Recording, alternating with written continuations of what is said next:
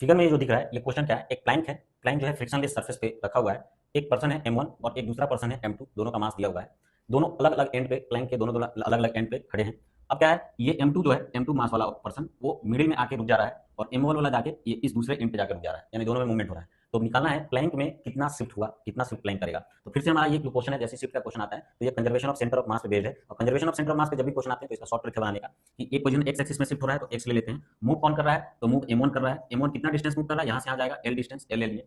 फिर कौन मूव कर रहा है, m2 मूव कर रहा है तो m2 के लिए वो किस डायरेक्शन में मूव कर रहा है, इस डायरेक्शन में मूव कर रहा है, अपोजिट डायरेक्शन में, x के अपोजिट डायरेक्शन में, तो ये माइनस साइन ले लेंगे। और ये कितना डिस्टेंस मूव कर रहा है, l/2 divided by total mass पूरे सिस्टम का m1 plus m2 plus capital M। तो ये हमारा जो शिफ्ट आएगा वो 2 अगर एलसीएम लेके बनाते हैं तो 2m1 minus m2, l common निकालनी यहाँ से, और ये 2 जो है नीचे डिवाइड हो जाएगा और बचेगा कितना, m1 plus m2 plus capital M। ये हमारा शिफ्ट निकलेगा। तो ये conservation of centre of mass पे डिपेंडेंट है। इस तरह से क्वेश्चन हम लोग बनाएंगे।